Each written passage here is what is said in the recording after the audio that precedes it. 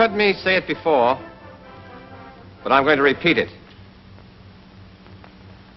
American riflemen are the best riflemen in the world because the training they get is the best in the world.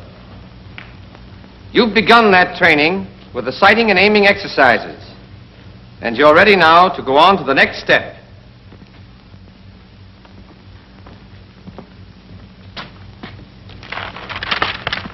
Position exercises. There are 4 firing positions: prone, sitting, kneeling, and the standing or offhand position. You know, any old-timer can walk down the firing line and come pretty close to picking out the men who'll do the best shooting. There's nothing mysterious about it. He simply spots the men who've taken the best positions. Good positions mean good scores. Poor positions mean poor scores. It's as easy as that. But here's the thing to remember. We're not teaching you these positions so that you can riddle off a string of bullseyes on the target range. We're teaching you to kill your enemy before he can kill you. If you're going to survive on the battlefield, you've got to be able to shoot fast and straight from any position. You've got to be able to drop into that position instantly, automatically, without thinking about it. And it must be correct the first time. Take a good look at these positions. They look easy. But you're not going to find these positions easy at first because they make you use muscles you never knew you had. But don't worry about that. We'll harden up those muscles. Your work in the position exercises also covers the use of the sling, holding your breath while aiming and aiming. We'll take up the sling first. Anyone here know the reason for the sling on the rifle? Carried with, sir? That's right. Any other reason? Peterson? Yes, sir. It's a big help in steadying the rifle. Check. That's the answer. Now let's see how we go about getting the effects of it. There are 2 ways to use the rifle sling. The first, like this, is called the loop sling. The other, called the hasty sling, is rarely used except in the standing position. And we'll show you how to adjust it when we come to that position. The loop sling is used in all other positions. Here's how to adjust it. Place the rifle butt on the right thigh and cradle it in the curve of your right arm so that you've got both hands free to adjust the sling. Unfasten the lower hook and refasten it near the butt swivel. This loosens the lower loop. Unfasten the upper hook and refasten it so that the upper loop hangs down to about the pistol grip. But it may need further adjustment. The correct place for the upper hook depends on the man. You'll get your fit by trying it out. After your instructor is satisfied you have the right pair of holes, mark them so that you'll find them at a glance. Twist the sling 1/2 turn to the left and insert the left hand through the upper loop from right to left. Slide the loop well up your left arm.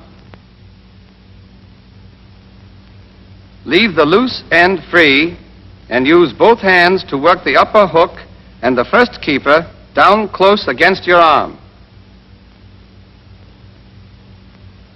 Then pull down the second keeper against the upper hook.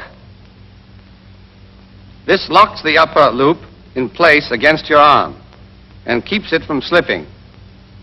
You can't shoot with a loose loop sliding down your arm. Once the loop is correctly adjusted, move your left hand over the top of the sling and place it under the rifle against the upper sling swivel. The rifle must rest in the V between your thumb and forefinger and on the heel of your hand. Wrist straight, fingers relaxed. The sling must lie smoothly along your hand and wrist. If it doesn't, you've done something wrong. This is the way you hold the rifle. Now let's go over the loop sling adjustment once more. Place the butt on your right thigh, cradle the rifle in your right arm, unfasten the lower hook, refasten it near the butt swivel, twist the sling a half turn to the left, insert your left arm through the upper loop from right to left, pull the loop well up your arm, then work the upper hook and the first keeper down against it, and pull down the second keeper to lock the upper loop. So much for the loop sling. Your instructors will go over this detail with you. Are there any questions? Yes? Sir, with Japs and Germans shooting at you, like you said, looks like you wouldn't have much chance to get that sling on. Keep thinking like that, and you'll live to tell your grandchildren about it. You're right, of course.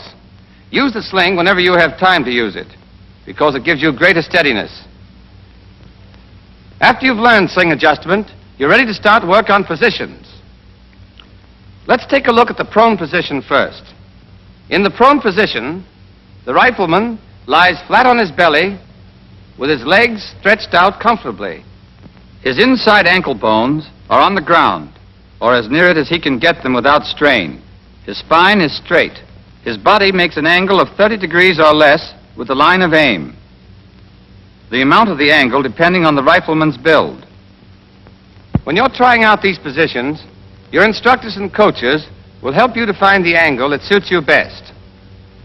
Thereafter, it's up to you to practice the position until you can drop into it without thinking about it. The sergeant here is well behind his rifle. His weight is relaxed forward against the sling. Thus, his body takes up the recoil, and he is not jolted out of position each time he fires. Look at his left hand and arm. The rifle rests on the heel of the hand in the V between the thumb and the first finger. His left wrist is straight. His fingers are relaxed. His left elbow is under the piece. It's vertical. I can press down hard on this rifle, and it'll give a little, then come right back to its proper position. But when the elbow is not under the piece, the least pressure will make the rifle sag way off to the side, because muscle instead of bone supports it.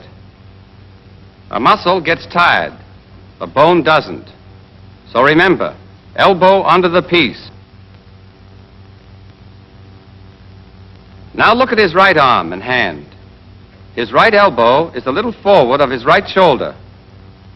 His right upper arm makes an angle of about 45 degrees with the ground. His shoulders are about level. The rifle fits into the hollow of his right shoulder. That's important.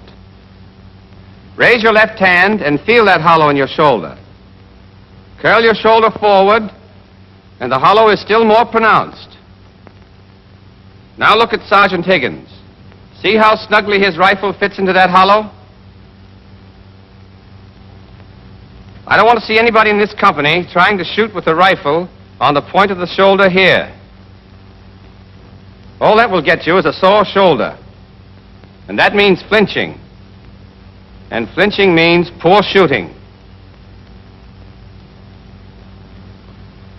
Grasp the small of the rifle stock firmly with your right hand. And get this. Put your thumb across the stock or on top of the stock, never alongside the stock. With your thumb in the right position, you've got a firm purchase for your trigger squeeze and a good support for your cheek.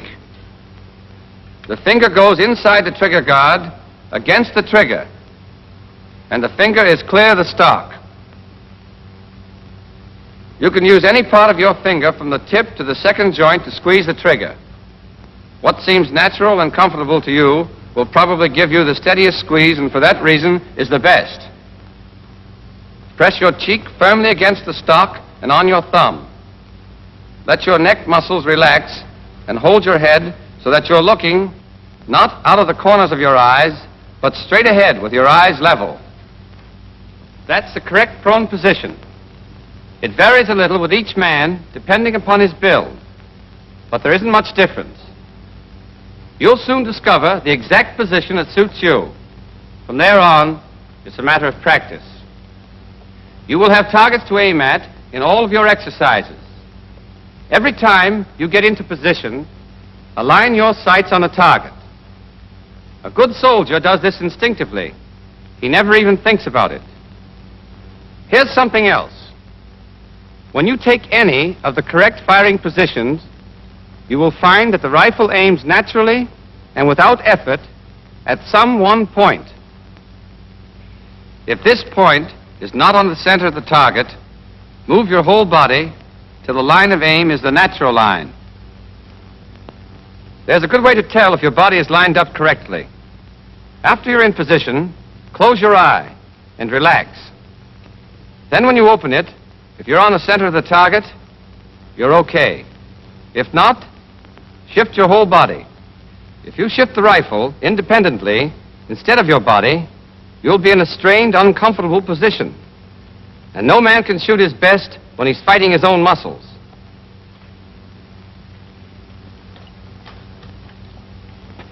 These men are demonstrating some of the things not to do, but they are common errors. Let's take a look at this first man.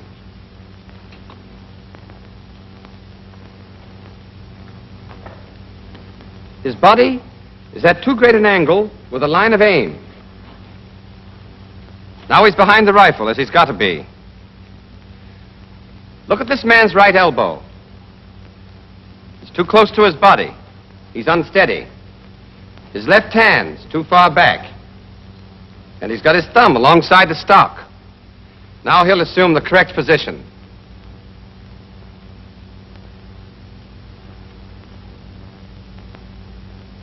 This man's left elbow is not under the piece. They'd have a devil of a time staying on the target. Errors like this stand out plainly. Others are not so easy to pick up. When you're acting as the coach, keep a sharp eye on your pupil. When he's wrong, show him where he's wrong and why. Then make him take the correct position so the point will be burned into his mind. Don't forget, when you take the prone position correctly, the muzzle will automatically drop back on the target after each shot. This saves time. And in battle, a few seconds are enough to settle the argument between you and that guy on the other side. Now, the sandbag rest position is just like the prone position, except that a sandbag is used to support the left forearm, wrist, and hand. The pupil takes the correct prone position and aims at his target. The coach then manipulates the sandbag until it is slightly higher than the back of the pupil's left hand. The coach punches the sandbag with his hand until he gets a perfect fit. This is the coach's job. The pupil can't do it for himself. Next, he faces the pupil, straddles the rifle barrel, and slides the narrow side of the sandbag against the left forearm so that it supports the forearm, the wrist, and the back of the hand. Only the back of the hand rests on the top of the sandbag. It's a common error for beginners to rest the rifle on the sandbag, but it won't work. The sandbag supports the forearm, wrist, and hand. Now Sergeant Higgins is going to show you the sitting position, which is a good one in high grass, brush, or on sloping ground. For the sitting position, you'll usually have to make your sling 2 holes shorter than for the prone position. Your body faces half right from the target. As you sit, spread your feet apart. Farther apart than your knees. And brace your heels firmly. Get your toes down, flat on the ground, if you can get them there, and relax your ankles. Keep your knees straight up, not bow-legged. And keep them fairly low, about 10 inches off the ground. The point is that you've got to get the back of your left upper arm firmly braced 3 or 4 inches down on your left shin. In this way, with your left elbow under the rifle, where it belongs, the weight of the rifle comes straight down on your leg. Hold your right hand and arm as you do in the prone position against your right knee so that your right shin bone forms a block for your upper arm. Lean well forward from your hips, not your waist. Keep your back straight and your weight forward. Don't rest your elbows on your knees. You'll wobble. Your elbows will roll around. No man can shoot in a position like that. Get your arms well down on your legs, several inches. Remember that left elbow. Keep it under the rifle. Now you've got a solid, steady position, and you won't be knocked off balance by the recoil. That's the normal sitting position. It's the best one, and it'll be used in this company. We may have a few men of exceptional build who are not suited to it. Heavy men may have to use the crossed ankle position.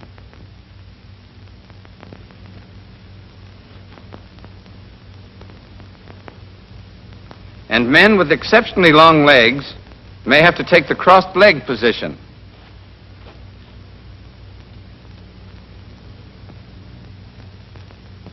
But your platoon leaders will decide which men, if any, are to use these alternate positions. Now, if there are no questions, we'll go on to the kneeling position. Your sling is usually the same length as for the sitting position. First, the half right face. Then get down on your right knee and sit on your heel, so that your top of your foot is flat on the ground. It takes practice, but you can do it. With your heel inclined toward the target like this, your foot helps to brace you against the gun's recoil. Don't sit on the inside of your foot. Rapid fire'd make you bob around like a cork. Sit firmly on the top of your heel, with your weight well forward. Your left elbow is under the rifle and in front of your kneecap, never on top of your kneecap. The position of your left leg depends on your build. The taller you are, the farther to the front your leg will be. Your instructors will help you find the position that suits you best. But your lower left leg, as seen from the front, must always be vertical. Keep your right elbow comfortably high. This makes a snug seat for the rifle in the hollow of your shoulder. If you drop your arm too far, the hollow disappears and the rifle butt tends to move out to the point of the shoulder. Another thing, the lower right leg forms a right angle with the line of aim. At first you'll find the kneeling position unsteady, but don't worry about it. It will never be as steady as the prone or the sitting position, but practice will strengthen your muscles and increase your steadiness. This brings us to the standing or offhand position and the hasty sling, which is rarely used except in this position. Let's start with the sling. First, loosen the lower loop. Twist the sling a half turn to the left. Hold the rifle with your left hand just back of the upper sling swivel, and your right hand at the small of the stock, with the thumb well over on the left side. Then swing the rifle so that the sling falls high on your upper arm.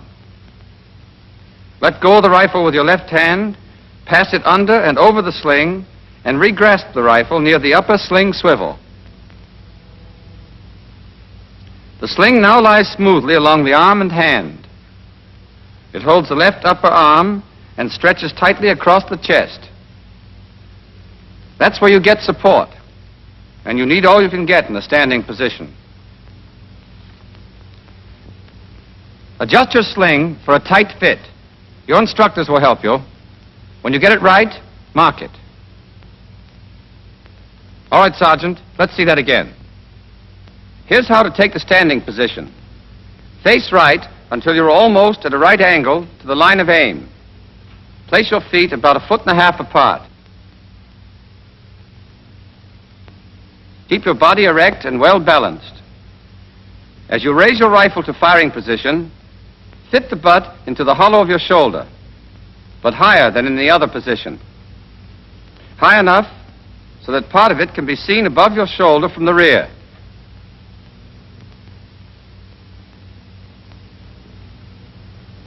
If the butt is too low, you'll have to strain your neck to get at the sight. If the butt is where it should be, your head and neck will be erect and natural. Keep your right elbow up. The higher, the better. At first, you'll find this unnatural and uncomfortable, but practice will fix that, and it gives you the power of all those arm muscles to take up the weight of the rifle. Here's an exercise that'll loosen up the shoulder joint. When you've done it enough, you'll be able to hold the rifle up with your right hand alone. The main job of the left hand is to steady the rifle, not to support it.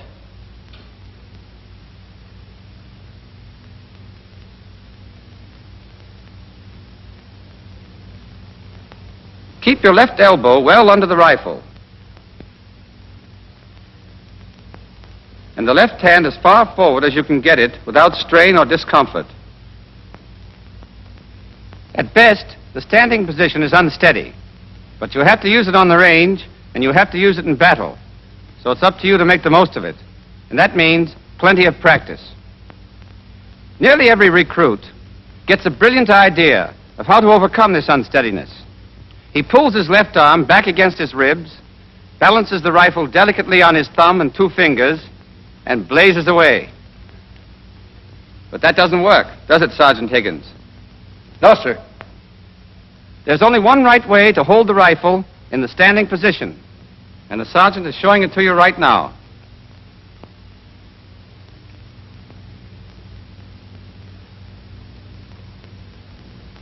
Thank you, Sergeant Higgins. Now you know the positions. I've given them to you, one after another, to let you compare them. See where they're different and where they're the same. All except the standing position have these points in common. Always hold the rifle at the small of the stock with your right thumb on top of or across the stock, but never along the side. Always keep your left hand against the upper sling swivel, with the rifle in the crotch formed by the thumb and the first finger. Wrists straight, fingers relaxed. Always have your left elbow under your rifle, and always squeeze the trigger with whatever part of your forefinger between the tip and the second joint feels firmest and most comfortable. Always press your cheek firmly against the stock, and hold the butt of the gun in the hollow of the shoulder. In the standing position only, your left hand need not be against the upper sling swivel. Put it as far forward as you can comfortably. And your left elbow doesn't have to be directly under the rifle. Make these habits automatic, and they'll save you time and help you get a well-aimed shot off in a hurry. In these position exercises, of course, you don't squeeze a trigger. That comes later. But as soon as you're in any of the firing positions, you must hold your breath and aim. You do this in dry shooting, and you do it in actual firing. We'll show you the right way to hold your breath and still be comfortable. Take an ordinary breath, then let a little out.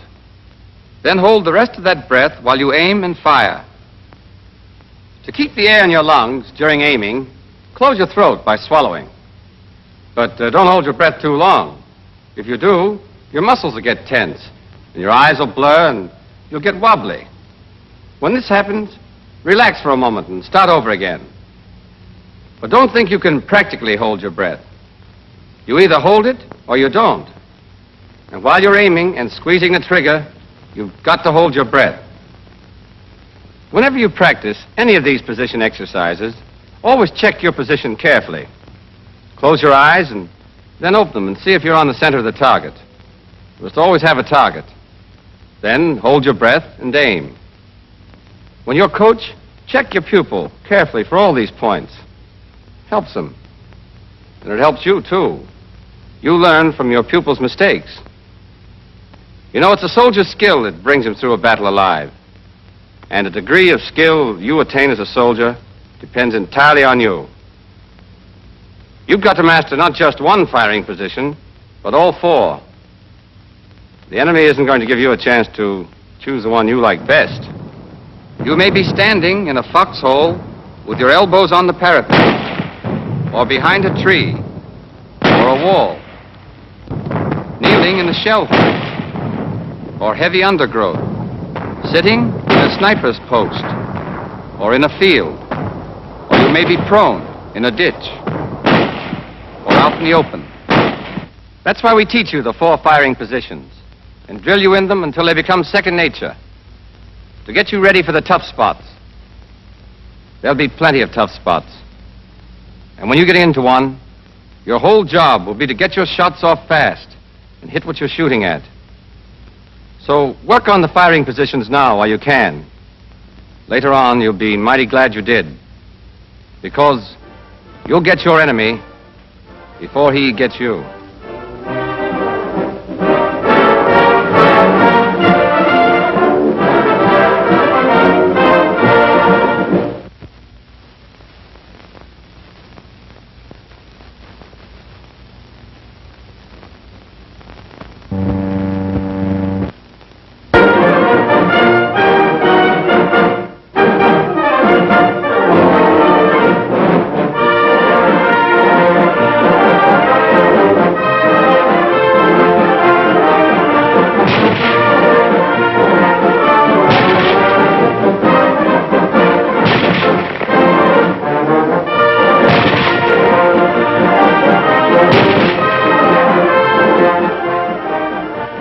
In our work so far, we've learned what the correct sight picture is and how to get that picture into the sights of the rifle and hold it, whether you're prone, sitting, kneeling, or standing.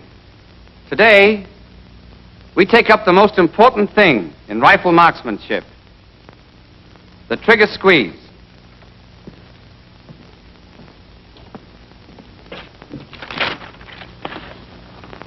By that term trigger squeeze, I mean the process you go through to bring your trigger back and fire your rifle.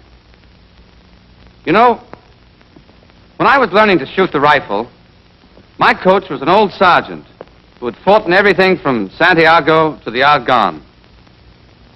When we got to trigger squeeze, he told me something that has stayed with me ever since. Soldier, the trigger squeeze is the heart and soul, the beginning and the end of all good shooting. With it, you can part the hair of any guy you're after as far as you can see. Without it, you might as well throw away your rifle and start heaving rocks, because you'll do a hell of a lot better. That old sergeant knew what he was talking about. You can be a ball of fire in your sighting and aiming. You can be red hot in your positions. But if you can't teach that trigger finger to squeeze, squeeze, squeeze, well, you better get yourself a supply of rocks, as my old sergeant suggested, because you're going to need them. Now, there's nothing difficult about the trigger squeeze.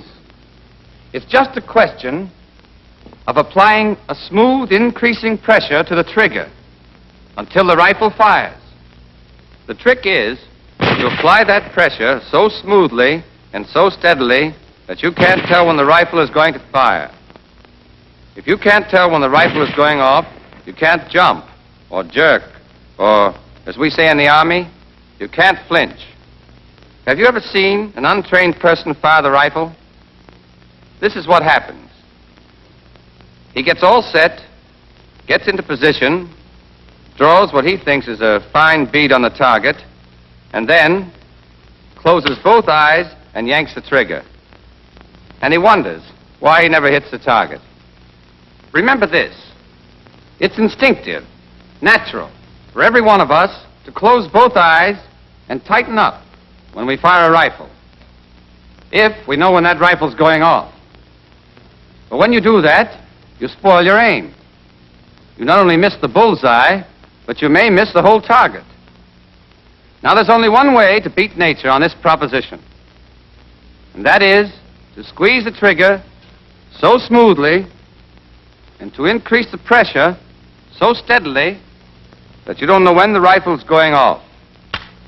If you don't know the rifle is going off, you can't close your eyes and flinch and spoil your aim before the shot is fired.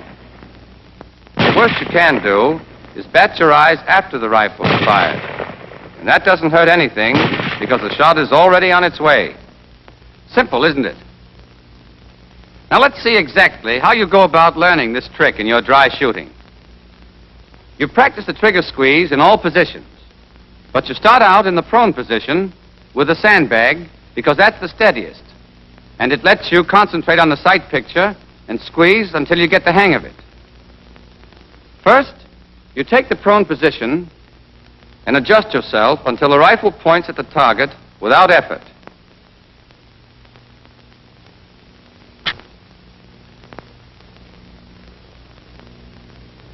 Then the coach fits the sandbag.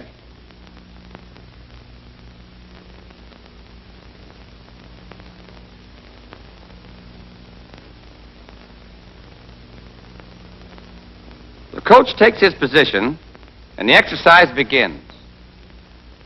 Cock your rifle, hold your breath and aim. When you get the correct sight picture, take up the slack. By trigger slack, we mean the play between the trigger's forward point and the point where you first feel resistance.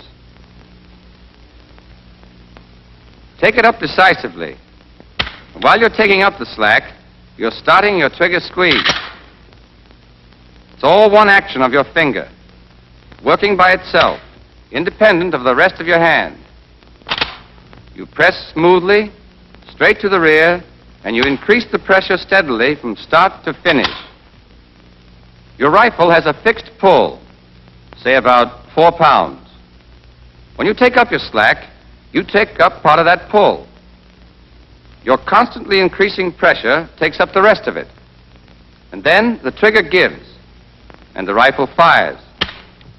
But follow through. Hold your position. Hold your aim, and continue your increasing pressure. I'll tell you more about that later. What I want you to get now is this. If you squeeze the trigger properly, you can't know when the rifle is going to fire, and therefore you won't be able to flinch. You all understand that? There's another mistake all of us make when we first start shooting the rifle. Practically everyone has a violent impulse to yank the trigger the instant the sights come in correct alignment with a target. The beginner is tempted, particularly in the kneeling and standing positions, where the unsteadiness is marked.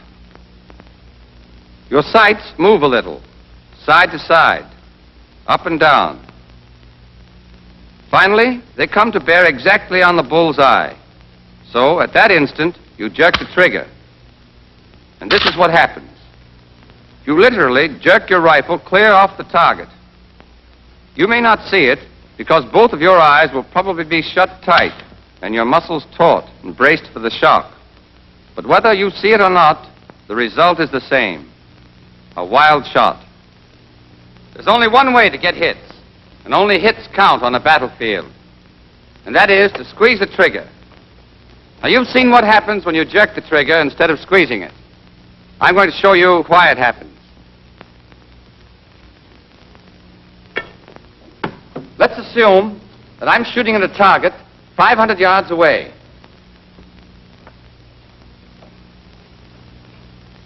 I've got my sights lined up on the left edge of the bullseye. Since the range is 500, I would be using a B target with a 20-inch bullseye.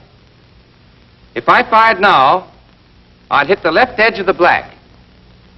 Now I'm going to move the rifle 20 inches to the right. And let's assume that I've moved the butt and the muzzle exactly the same distance. In other words, my line of aim now is exactly parallel to my line of aim before I moved the rifle.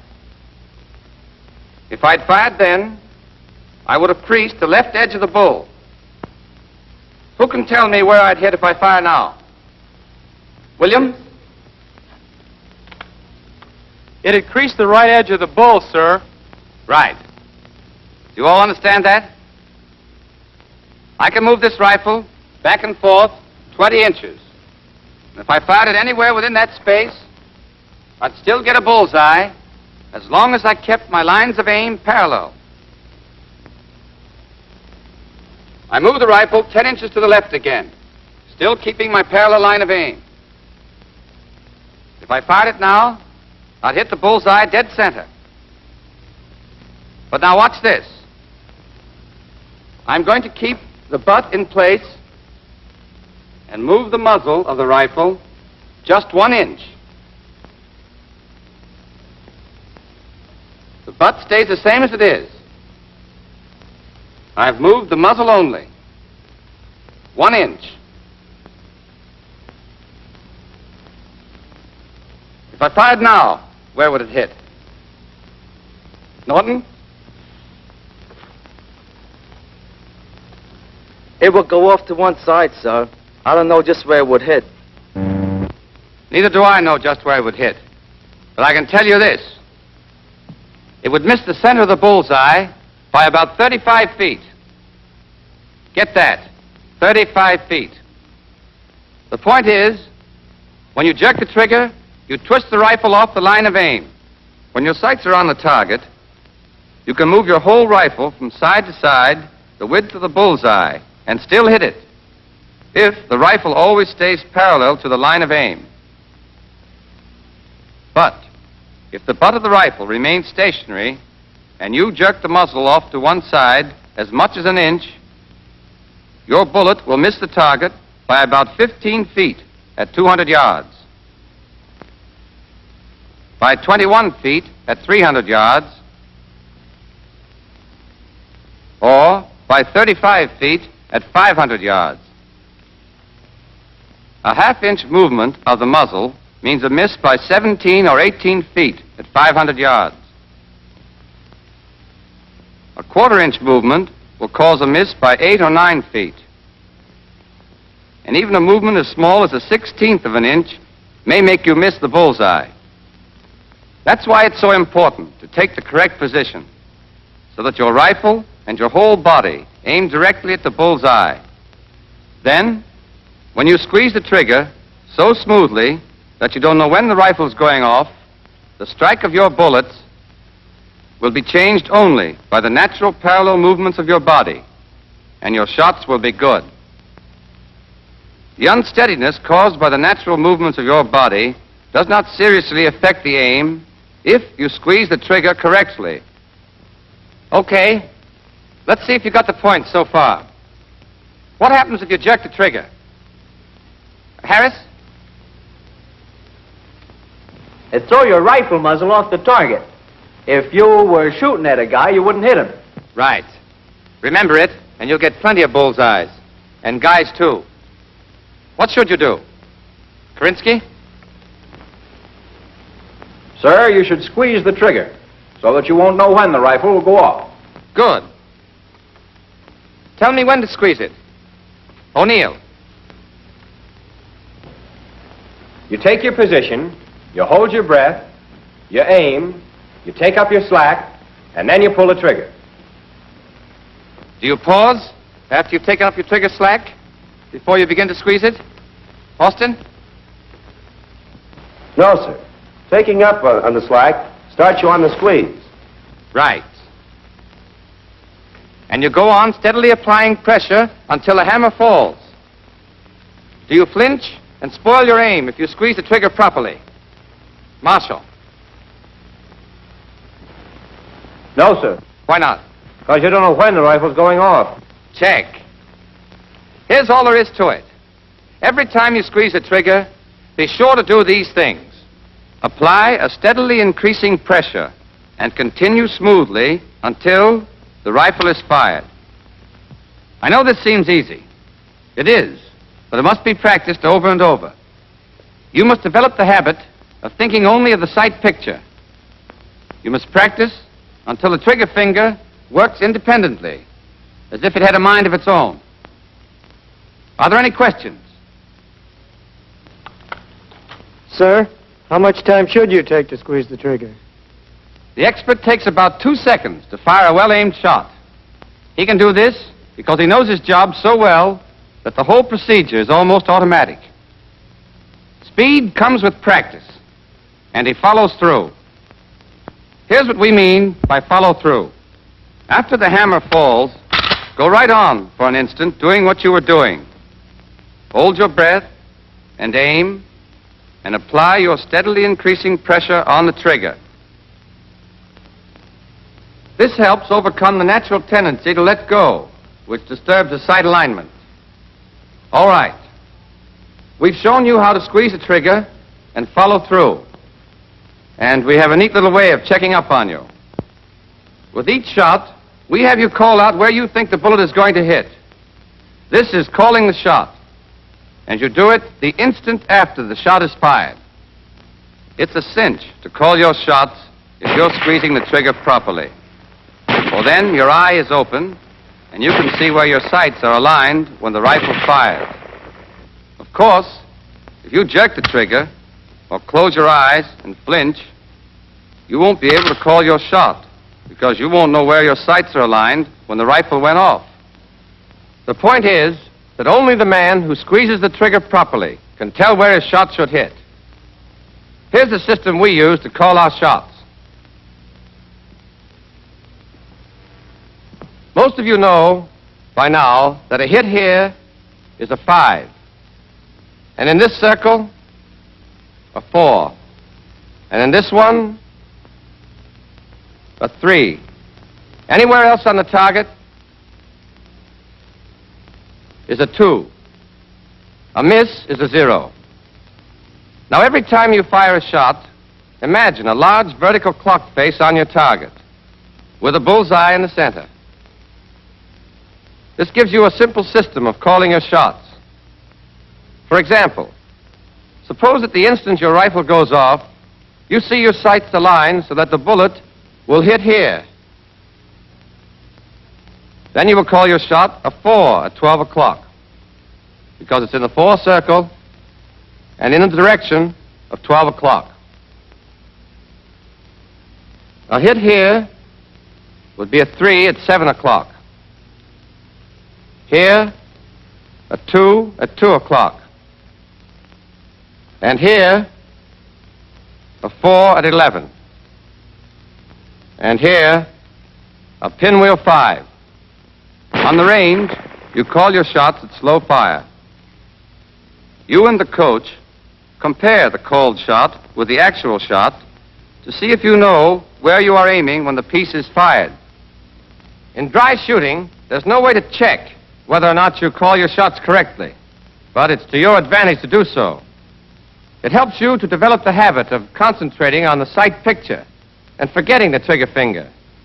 It helps you to develop the habit to call the shot, as you'll do on the range. Now, in the trigger squeeze exercise, as in all the others, the coach must check every step. He sees that the sights are properly blackened and the sling correctly adjusted. He checks the pupil's position. If it's wrong, he tells him why and corrects it.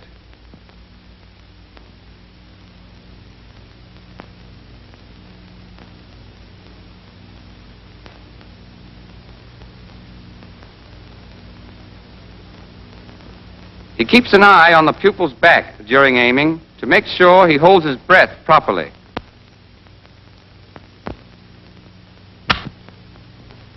He sees the pupil takes up the slack and squeezes the trigger properly.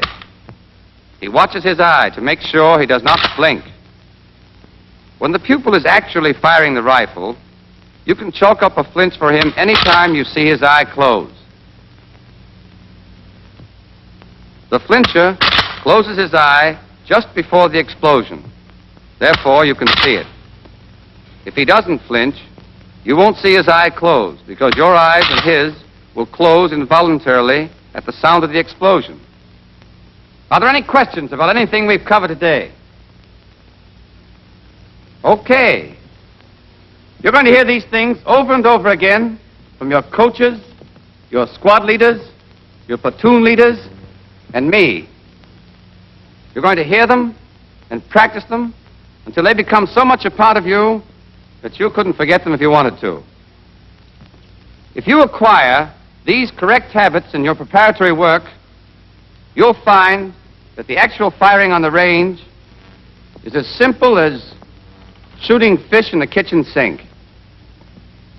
To be a good shot, you must dry shoot or squeeze off 100 or more shots for every round fired, and with as much care. Remember, skill in squeezing the trigger correctly is the best life insurance you can get.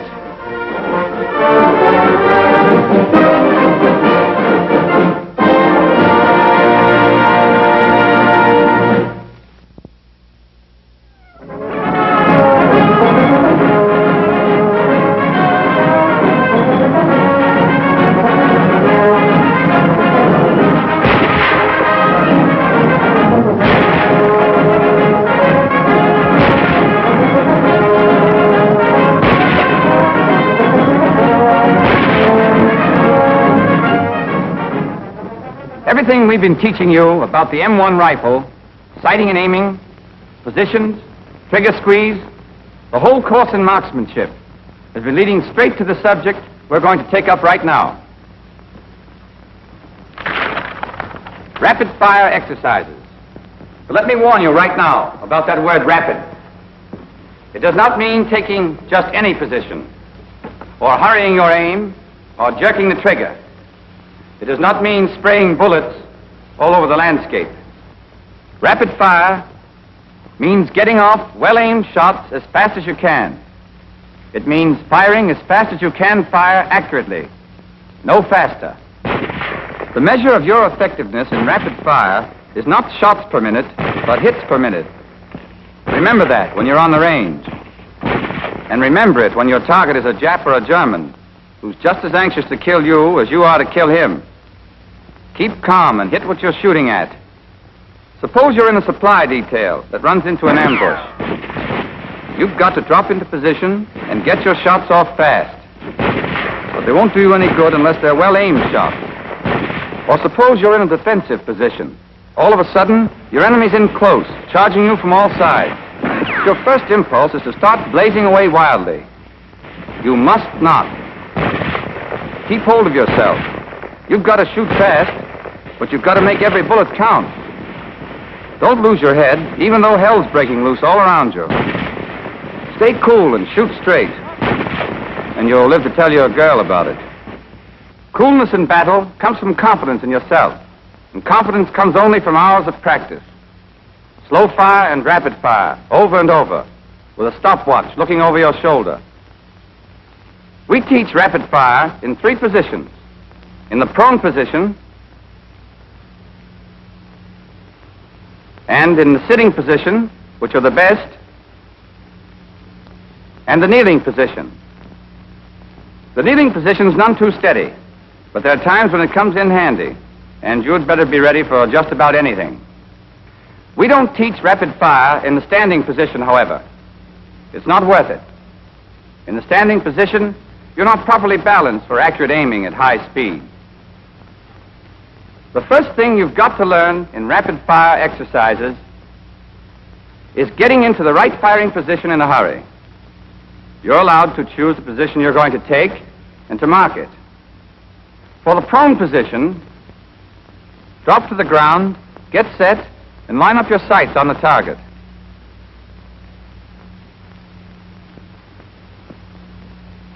Mark the points for your right and left elbows and the butt of the rifle. Then, keeping your feet in place, stand up. Hold the heel of the stock in your right hand. Now you're ready. At first you practice getting into the prone position by the numbers. On the count of 1, bend your knees to the ground and throw your weight back. On 2, place the butt of your rifle on the ground at the spots you marked for it. At 3, place your left elbow on its mark. At 4, take the butt of the rifle off the ground and fit it into the hollow of your shoulder. At 5, return your right hand to the small of the stock and drop your right elbow to the ground on the spot marked for it. Now immediately line up your sights on the target. Hold your breath, aim, take up the trigger slack and squeeze off the shot. Now if your position is right, your rifle will naturally fall back on the target after each shot, and you can fire a whole clip with only slight pauses between to get your sights in perfect alignment.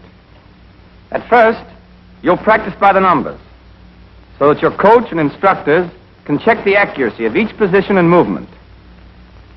Take it by the numbers once more, Sergeant. Yes, sir. Ready position. 1, 2, 3, 4, 5. Once you've learned it by the numbers, you'll practice against time, so that you can check your progress, see how you're going. We start you slowly and speed you up gradually until you can take your position, aim, and get off your first shot in 9 seconds. Here's how it goes in dry shooting. Watch how smoothly the 5 steps flow together into one continuous motion. Go ahead, Sergeant. Lock. Simulate load. Ready on the right. Ready on the left. Ready on the firing line. Target. Up.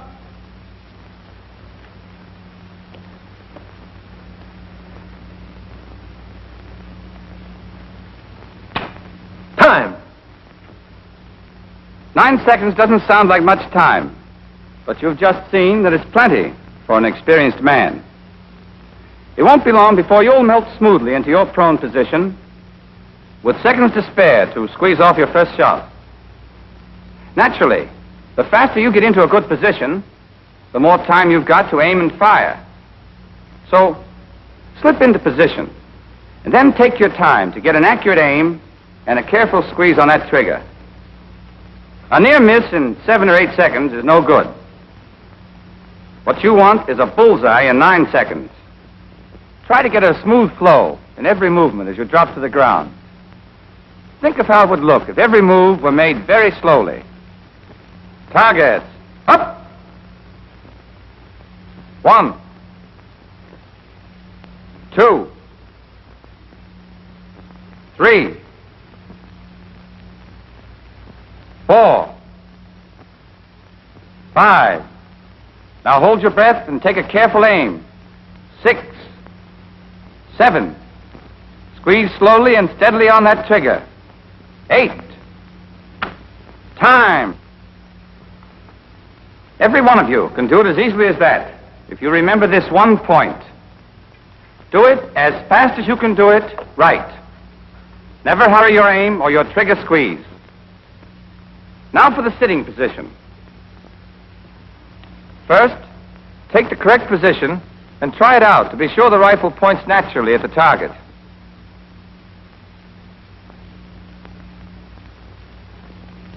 Then mark the places for your heels and your seat. Stand up in the marks for your heels. At the command, targets up, drop quickly on the spot marked for your seat, breaking the fall with your right hand. There's another way of getting into the sitting position that you may find easier. After you've marked the places for your feet, cross your legs and rise. Stand with your legs crossed until the command targets up. Then bend your knees and sink to the ground. This is quicker than the other method, but it forces you to take your eyes off the target while you set your feet in the places marked for them. Otherwise, the action is the same. Place your left elbow.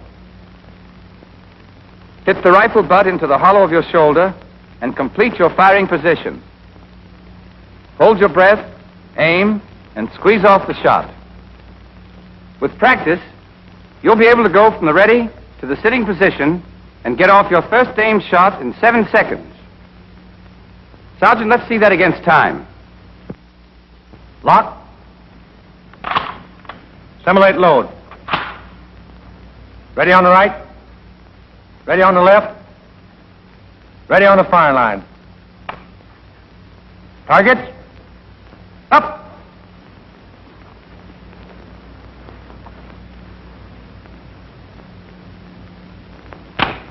Time. Here, too, of course, the quicker you take the correct position, the more time you've got to squeeze off your shot. The exercise in the kneeling position is like the other two. You mark the places for your feet and your right knee and get up. On command, you lock, load, and stand ready. When you hear targets up, take the kneeling position you've marked, hold your breath, aim, and squeeze the trigger. With practice, you'll be able to go from the ready position to the kneeling position and get off your first shot in 7 seconds. Targets. Up. 1, 2, 3, 4, 5, 6. Time. I've said the place to save time in all three of these exercises is in taking your positions. But don't misunderstand me. That does not mean scrambling into the wrong position in a hurry. In rapid fire, just as in any other phase of rifle work, you've got to be in the correct position before you start to aim. After you've learned to take the 3 firing positions and squeeze off your first shot at the required speed, you're ready for the cadence exercise, the purpose of which is to develop a rhythm, a regular beat, at about 3-second intervals.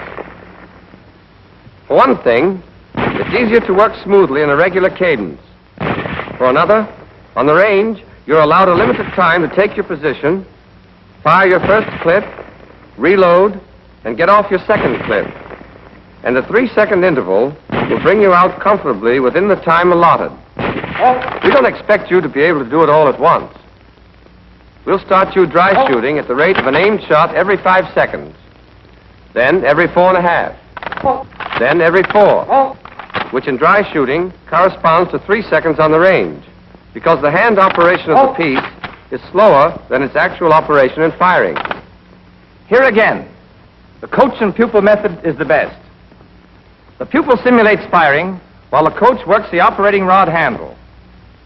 To keep the bolt from being held in the open position when it is thrown back, the coach puts a small block of wood in the clip.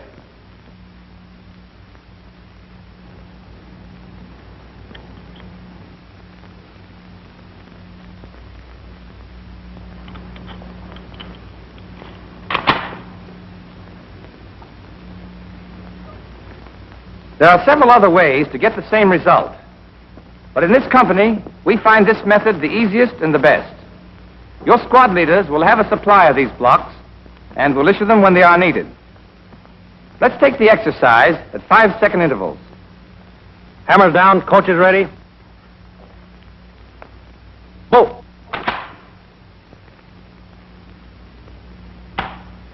Bolt. Bolt.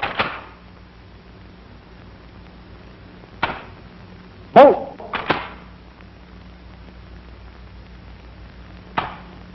Bolt.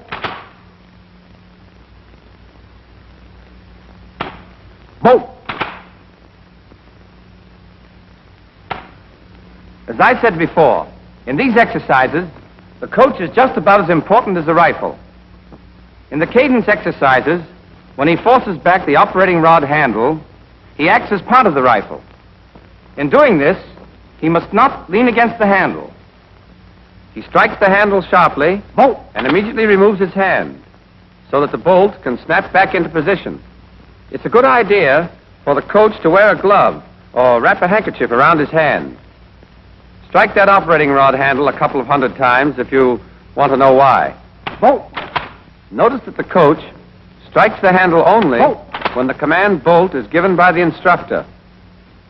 But notice, too, that the command is given whether or not the rifleman has squeezed off his shot.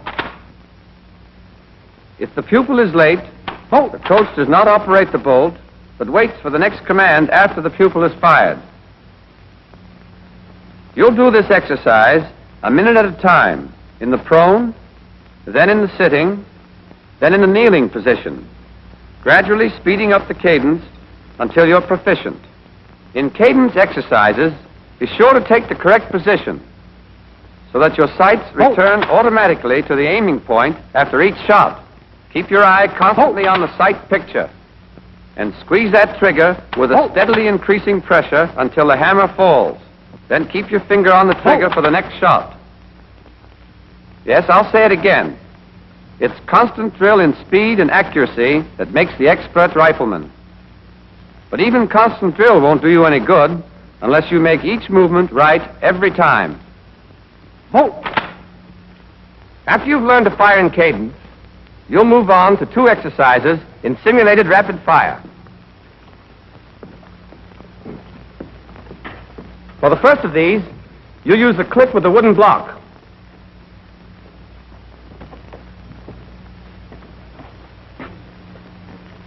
On the command targets up, you'll go from standing to the prone position and squeeze off your first shot in 9 seconds. Then, you'll get off each of the next 7 rounds of your first clip at 4-second intervals.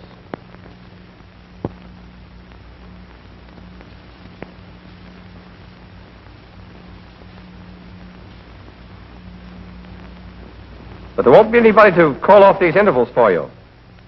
Your cadence exercise will have taught you the rhythm. When you hear 8th round, reload, you'll simulate reloading. And you'll have 9 seconds to do it. And squeeze off your 9th shot. Once again, 4 seconds each for the next 7 rounds.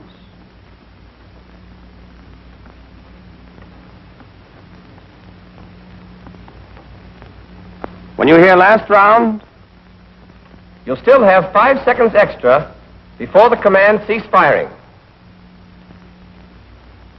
This exercise is done in a total of 79 seconds. All right, let's see how it goes. Lock. Simulate load. Ready on the right. Ready on the left. Ready on the fire line. Targets. Hup.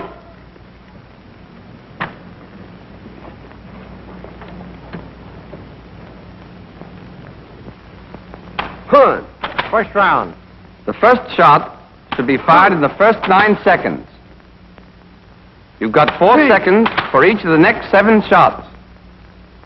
4. Ha. 6. 7. Your 8th shot should be off by the time you hear this. 8th round. But Reload. remember, you count your own shots.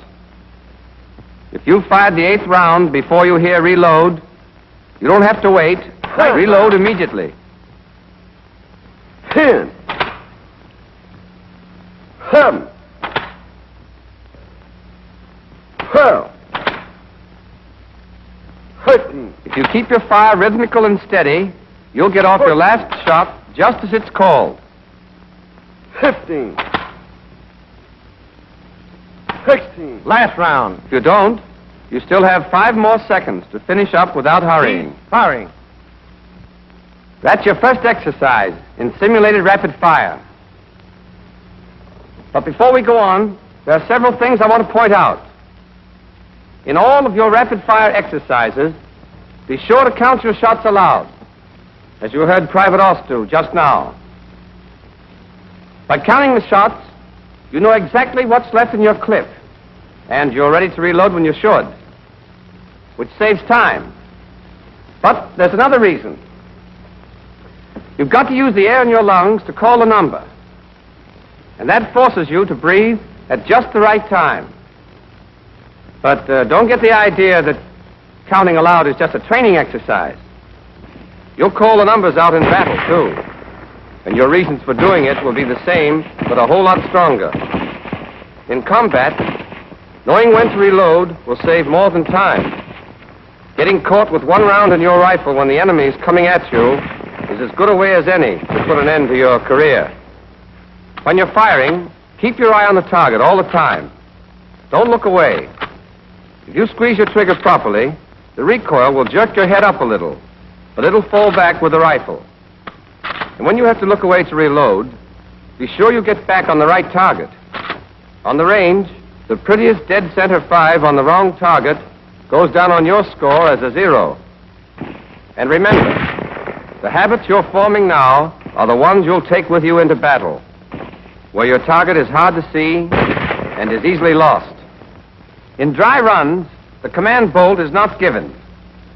The coach listens for the click of the hammer and strikes the operating rod handle back the second he hears it.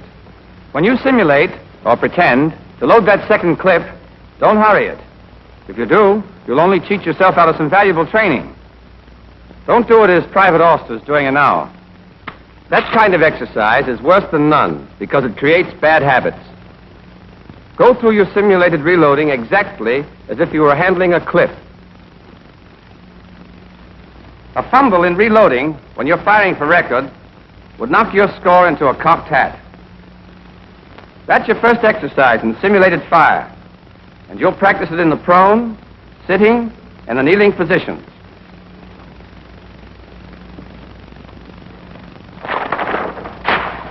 You're allowed a total of 79 seconds for the prone exercise, but only 74 seconds for the sitting and kneeling. 7 seconds instead of 9 to take the position and fire the first round. 8 seconds instead of 9 to reload. And 3 seconds extra instead of 5 at the end. Except for the positions and time, the sitting and kneeling exercises are exactly like the prone. The purpose is to teach you to keep the proper cadence, even though no one is calling bolt. Once you've learned this, you'll repeat the series using dummy rounds and no wooden block. The timing is the same, and the performance is the same. But with dummy rounds, you must learn to load a fresh clip quickly, and that's a trick in itself. As you take the clip from your belt, grasp it at the base and near one edge between your thumb and forefinger. Then carry it forward, swinging it up until the bullets point forward. Place the clip in the receiver and slide your thumb forward along the top of it to the center of the cartridge. Double your fingers up, out of the way. Raise your arm and press the clip down into the receiver until the clip latch engages. As you raise your thumb, the operating rod handle should snap forward. If it doesn't, strike it with the heel of your hand, and your rifle is ready to be fired again. Here's how a trained rifleman reloads in the prone position.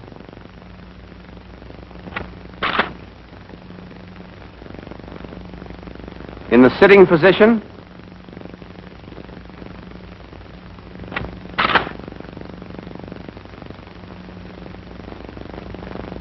and in the kneeling position.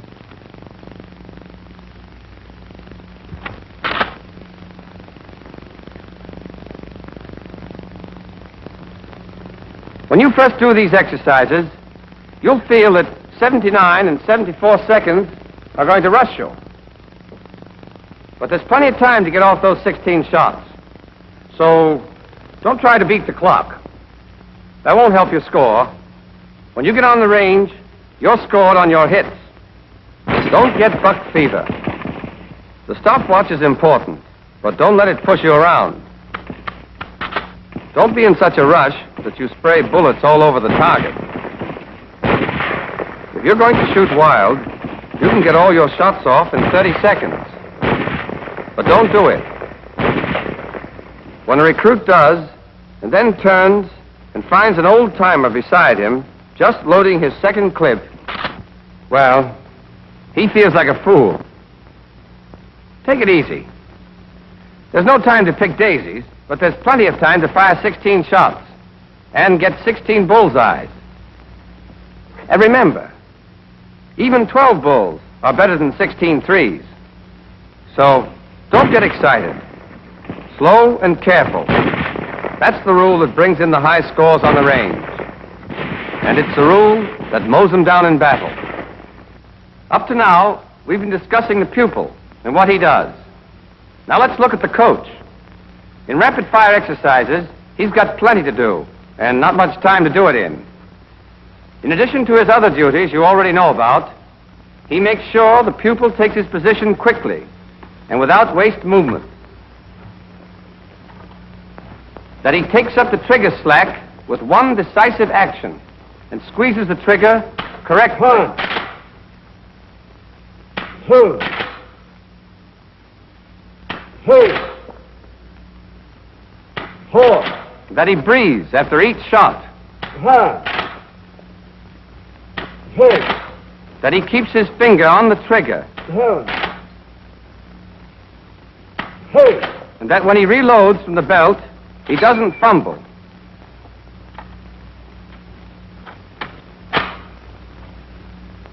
The moment the hammer falls, the coach throws the operating rod handle back sharply and gets his hand out of the way. 10, In rapid fire, the coach is the key man. He's got to know his stuff 12, and keep his eyes open. If he's on the job, he can help his pupil a lot, 14, and himself even more. 15, 16, Any questions on rapid fire? All right, let's sum up. Rapid fire is slow fire speeded up a little.